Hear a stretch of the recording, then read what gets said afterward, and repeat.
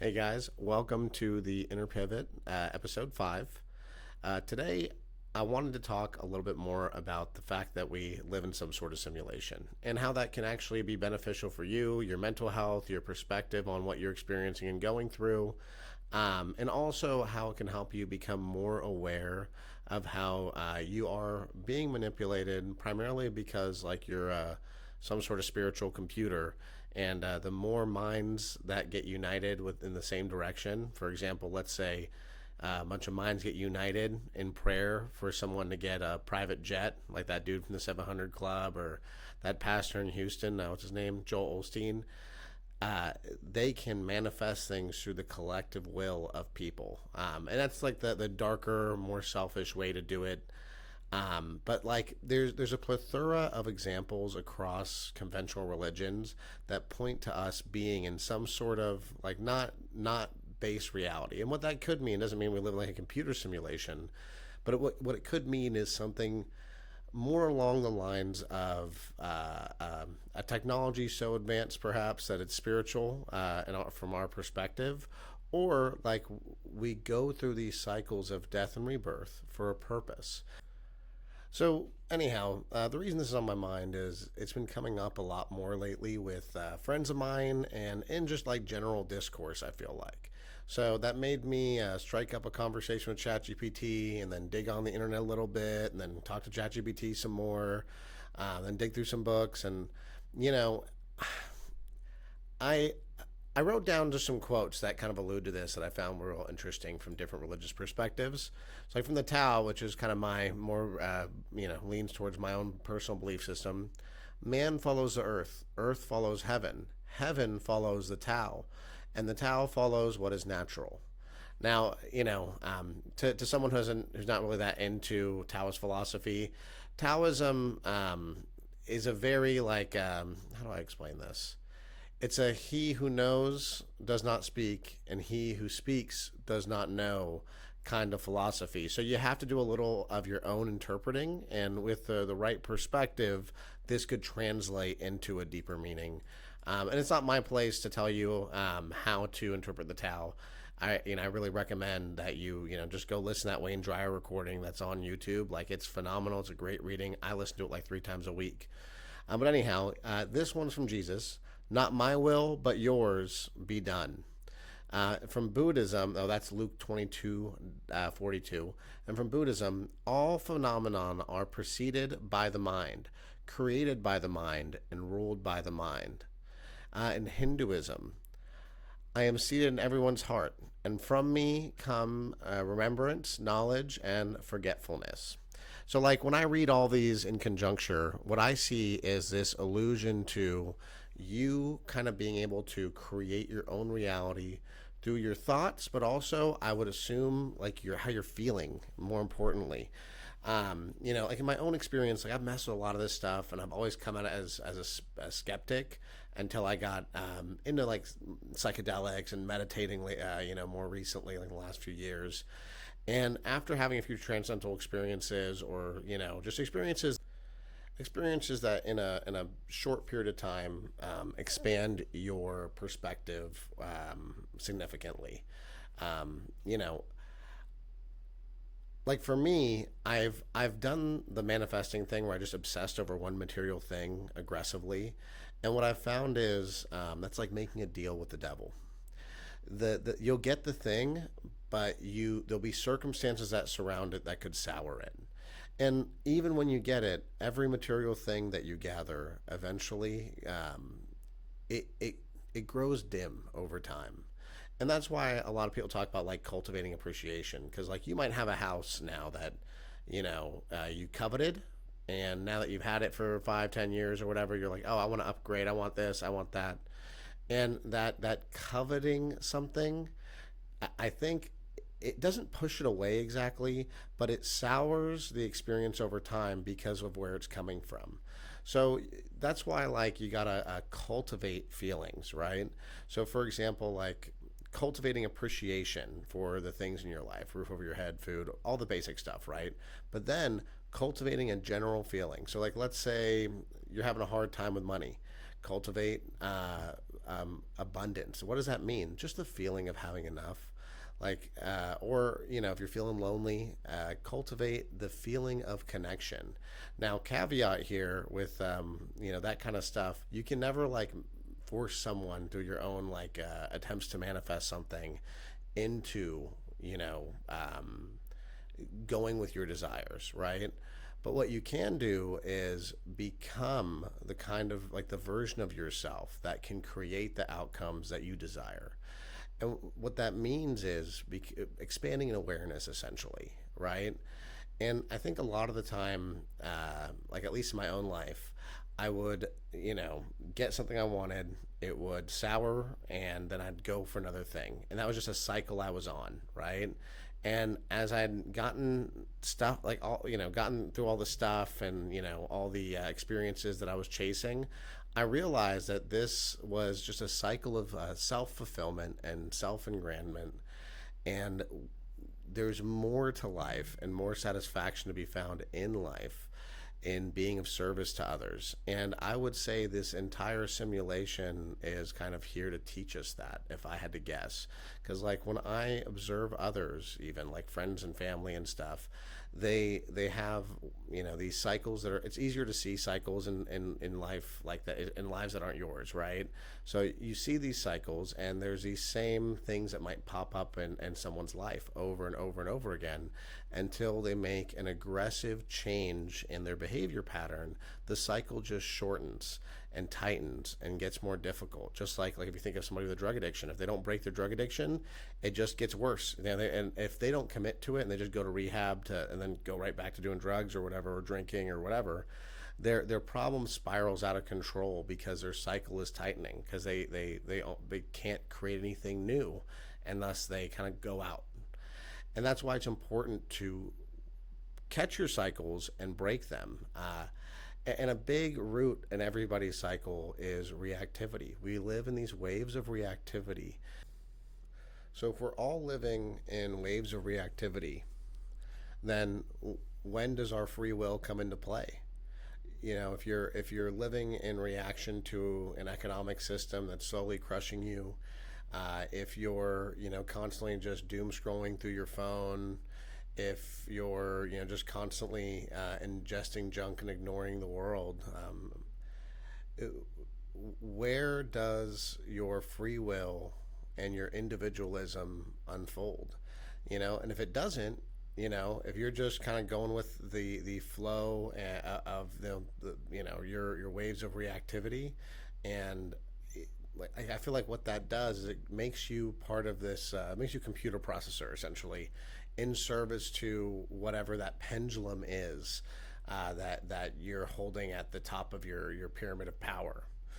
So if you're a super religious person and you think your religion's right and everyone else's religion's wrong, and you don't even have to look into other belief systems, you're kind of captured by that perspective. And the only way to break your own cycle is to look critically upon your belief system. And the same thing exists with politics, same thing exists with your arguments with your wife. You really have to step out of the waves of reactivity if you're ever going to take the reins of the cycles that exist in your life. And that's becoming aware of the cyclical nature of the human experience is really the first step to understanding the nature of the simulation we live in. Because then you can integrate more and more advanced information, knowing that this is a never-ending quest for knowledge. This experience, your life here on Earth, is meant for you to gain knowledge, knowing that it'll never end. That there'll never be a point where you don't have to learn anymore or grow anymore. And once you take that in, I feel like okay, if I'm constantly gaining knowledge and trying to improve myself, then I have to be applying it. And if I'm applying it, I'm breaking the cycles that I exist in. And then if I'm constantly looking for information that can benefit me, well, I have to be willing to take feedback, right? And if I'm taking feedback, the people around me are the ones giving it to me. And if I'm getting feedback from the people around me, I'm, essentially getting to, or creating a space where people can be honest with me, I can be honest with them, And I think that feedback loop helps you catch cycles also, right? Because if someone knows that, hey, this dude takes feedback well, and I notice he's kind of spinning out, I notice this behavior pattern in him before, they can interject and help you. They can interject and kind of shake you like, hey, man, you're doing it again, right? And we need that. We need community. Community helps create awareness, uh, uh, in a multitude of ways, right? Like, and fills gaps in people's lives. You never know. Someone's dad might pass away young, and they still need that father figure. Um, you know, uh, there's a plethora of examples. It's endless, but like my overarching point here is, you got to start at the basics before you can expand into more advanced topics always. And then like there's no end to it. Once you start digging into the more advanced topics and stuff, it's really just looking for the flavoring or the flavor text that allows you to interpret and understand concepts, right? So, like, if you're a real analytical mind, my rambling nonsense might not be for you. But if you're like someone who likes to have conversations, who likes ideas kind of explored in an ADD friendly fashion, I'm your guy. And it's also important not to like overwhelm yourself. Like a lot of the time, people will decide, hey, you know what? I'm going to change my life. I'm going to do these 5 things at the same time. Don't do that. Do one at a time. Get yourself started. Do the one you're avoiding most. That's the most important part, is like whatever you're avoiding or resisting the most, that's the avenue for your growth. That's the place in your heart and your mind where you're not free. And anyhow, for example, like let's say you're if you're in a tough spot, you can't go right to from I'm struggling working at Walmart or something. You can't go from that to multimillionaire overnight. And even if you did, it would be a deal with the devil kind of situation where you won't always be ready for it. Now there's always exceptions to the rule, but like more often than not, like you gotta build up your yourself and your energy, and like if you're like real down in the dumps, well, start cultivating appreciation for something in your life. Just pick something that you love. It's if you don't have anything you love and you're down in the dumps, just go walk around and find someone to be of service to. I mean, it's like natural chemical release when you're of service to others that we've kind of been trained to ignore, and to, like in our society especially, just focus on ourself. And that's kind of degraded our collective like community and our perception of ourselves as a society at the same time the internet has risen. And I, for example, like with what's all this stuff going on in the world today, I hear a lot of people like, well, it's not affecting my family. I don't really care. And like what that says to me is, you want people not to care when it's happening to your family? Like, do you really want to wait until, your kid's the victim of something, or you're the victim of something, or your parents are the victim of something before you care? Is that what it means to be civilized? And like, some people may ask, like, hey, if you believe this is a simulation, why does that matter? Because a simulation, this, let's say immersive, where we forget where we were before, and, we forget everything before it. We, I mean, to us, this is all of reality, right? Has to have a meaning and a purpose behind it. And when you start digging for that meaning and purpose, it becomes obvious. It also becomes unfortunate because our society is almost built in a way, and I mean a global society, to detract us from figuring out that purpose. And I don't know if it's like the demiurge, like the Gnostics say, or the devil, like some people say, or if it's just a small group of people who have realized that we live in a simulation and they can manipulate it with the collective consciousness of the masses. And, if I had to bet, it's a mixture of everything. It's like, that's one of those things where the wisest man is the one who's most aware of his own ignorance. And I'm not wise, or anything like that, but I am aware of my own ignorance in this sense. But, like, how do you move forward, with this kind of concept without becoming nihilistic, right? And my answer to that would be that, like, if this is a simulation, right, you can pick every component of your personality. So everything you don't like about yourself, you can pick and choose. So if you get real jealous, right? Like my cat right here, he's a bit of a jealous bubby. You can choose, hey, you know what? That doesn't reflect who I am, my heart of hearts. That's a trauma that's like manifesting into action and behavior and feelings now, but its origin point is from an earlier point. You got to heal that trauma, and you can do it through a multitude of tools. I'm not here to tell you which tool to use, but like if you look at my other videos, I give some hints. But you can do therapy, whatever. But like ultimately, you have to acknowledge that flaw or that trauma manifesting, and then address it. Take ownership of it, and then replace it with something. So like if you're someone who's dealing with that, perhaps you form a personality supplement that allows you to be unattached, i.e., like non-attachment in the Buddhist sense, not attached to outcome, not attached to, if someone, if you person you love, cheats on you or something, that's their loss. Well, how do you make it their loss? You be the best partner you can be. You be, the best version of yourself with that person, so they actually lose something, right? But if you allow like your own insecurity, for example, to drive people you love away, well, then you're the bad guy in their story, and they're living in ways of reactivity of that, and then you branch off and live in ways of reactivity.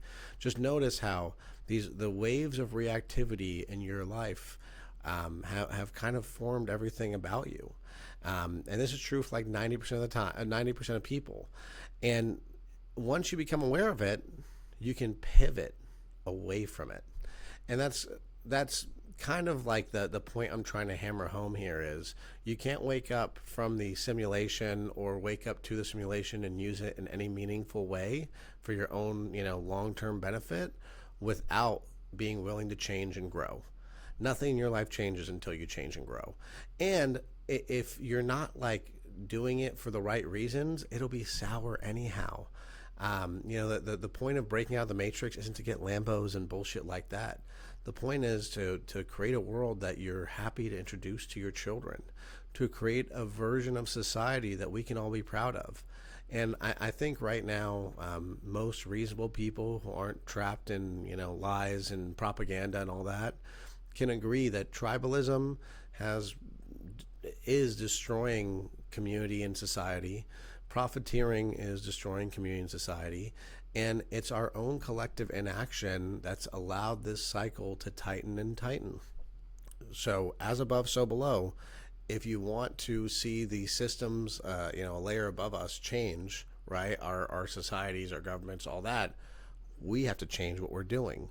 We have to approach our society and our involvement in it differently, and we have to do it soon, because it really feels like we're building up to some inevitable catastrophe. And if you look into like things like the precession of the equinox, the timing is very concerning. And like, I don't mean to be alarmist. I'm not even a super knowledgeable person, but we are building towards something that is going to be synchronicitous with these large cyclical timekeeping disaster tracking systems from multiple cycles of civilization. Like I was saying, we've got to be the change we want to see in the world, and we have to create communities around this change, and we have to live and vote accordingly, and we to meaningfully change this simulation and make it something that we can be proud of collectively. We have to change who's leading the world, because they don't reflect the best characteristics of humanity. They reflect the worst, and our results right now speak to that. Our results for centuries have spoken to that, and every once in a while we do have to revolt against those leading us. Every once in a while we have to wake up to how bad things have gotten, and back to how that reflects in your personal life. You can't be lost in nihilism. You have to be the change you want to see in the world. You have to choose to be the most loving father you can be, the most diligent gatherer of knowledge, And that way, whenever you are relaxing and appreciating life and just chilling a little bit, you got something to think about besides the nonsense they've been pumping into your head. Because if you're studying philosophy, when you go relax, you're just hanging out with your son, and you just listen to Wayne Dyer's reading of the Tao Te Ching, which once again I recommend. It is truly life changing. I listen to it 3 times a week, like on my drive to work and back home from work. Um, but like, if you're taking in philosophy, it's changing your mind, just like all the media and garbage that we consume changes our mind. And when that philosophy is consciously chosen, so like you're constantly going out, you're finding new information, you're integrating that new information, it's helping you change and grow. That's creating a revolution within you. And that revolution within you changes how you live your life and creates a version of yourself that others can admire and look towards for leadership. And that is the ultimate, like, first real step into free will. You step into being a leader through the way in which you live your life, and you do so with a capacity to know that you have to grow and change constantly. So you're no longer attached to defending your behavior patterns and telling your story about why your trauma has allows you to not need to grow. Like, all that stuff is just noise. Just like like you get propagandized by, like, right now what I see is like a real hardcore push to cover up what files, and like, whatever strains with force grows brittle and breaks. So the more forceful you are with something, the weaker it becomes in its ability to stand up. Oops. So, like, for example, like, in my own life, there's been tons of times where I tried to force something to work and it turned around and bit me in the butt, right? And for some of us, like, we have to learn that way, and that's okay. As long as you're going out there and you're taking risks and you're trying to break the cycle that you're in, however it manifests, that's a great teacher in a new direction. And you have to be willing to take those risks, and work the system. Like, I have another video on here about how to take a loan for 100 grand, take a bet on yourself, and essentially make it cost nothing if it doesn't work out. And like, I highly recommend, if there's an idea in your heart, do something like that. Don't be afraid to work the system, because it really is it's a paper tiger. Everything you're afraid of is scarier in your mind than in action. Like, if you look at my first few videos, I picked the topics that I was going to be the most uncomfortable talking about, because I have a personal philosophy adopted from Paulo Coelho. I think I talked about my last podcast, about, like, whatever I'm resisting, I take on first. And that's because I know that's where I'm not free. I know that in my heart and my mind, if I'm resisting doing something or saying something that I really feel, it's because that's a place that I'm not free. And the more you play with that, the more you start to understand how your free will genuinely works. Because if your whole life is just reacting to something you see on social media, and reacting to something your wife says, and reacting to something your mom did 20 years ago, like, you're not free. That's what waking up is referencing. It's waking up from the ways of reactivity, waking up from the illusion of this world, the Maya of this world, the Leela, or the dance of this world. Like, this is a experience that you, in some way, shape, or form, have agreed to, and there's a range of free will involved that you can use, or you can just become the victim of circumstance. And if you don't learn the lesson, you come back. Or if you accumulate a bunch of bad karma, you end up, for example, I'm sure there's a lot of people who are rooting for what's happening in Gaza. And I can't understand why any human being would want people to be starved to death. But it is like, just, that's how tribalism works, man. It makes you think that other people are less than you for nothing more than the merits of your race, or your religion, or your tribe, or whatever. And like, if any system is telling you you have merit and value that doesn't come from within you, that system is lying to you, manipulating you. And often it starts to, like, it'll start to change the meaning of merit and value in itself. Anyhow, I appreciate you guys for taking the time to give this a listen, and I hope that this was valuable. If you have any feedback or any concepts you want to explore in depth, please throw them down in the comments. And a like and subscribe is always appreciated. Y'all have a great September.